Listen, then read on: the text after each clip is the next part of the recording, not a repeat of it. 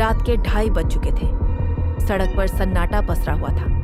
Anjali bus stop पर अकेली खड़ी थी, ठंड से कांप रही थी।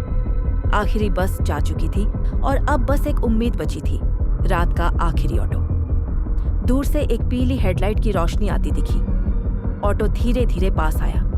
ड्राइवर का चेहरा देखते ही अंजलि का दिल थक रह गया। बहुत सफेद, आंखें नीचे झुकी हुई, जैसे कोई सो रहा हो लेकिन जगा हुआ। वो चुपचाप बैठ गई। भैया, सेक्टर 7 तक जाना है, उसने हल्की आवाज में कहा। ड्राइवर ने सिर्फ सिर हिलाया, कोई जवाब नहीं। ऑटो चल पड़ा। इंजन की आवाज भी अजीब थी, जैसे कोई पुराना रिकॉर्ड बज रहा हो, कभी कभी रुक रुक कर। अंजलि ने खिड़की से बाहर देखा।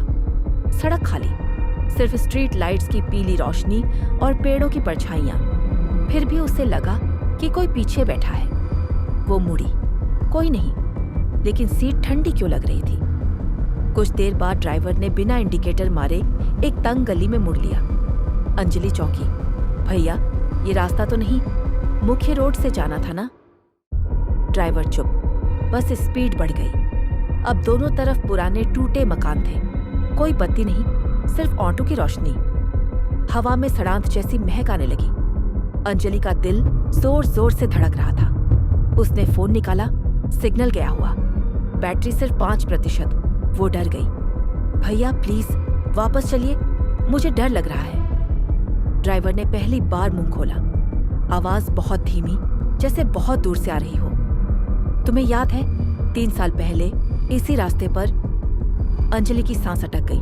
3 साल पहले उसी रात उसी सड़क पर वो तेज रफ्तार में जा रही थी। सामने से ट्रक आया, एक्सीडेंट हो गया। ट्रक ड्राइवर मर गया था। अंजलि बच गई थी, लेकिन वो डर के मारे वहां से भाग गई थी। पुलिस को भी नहीं बताया था कि उसने देखा था। अब ड्राइवर मुड़ा। आंखें नहीं थी, सिर्फ 2 काले गड्ढे।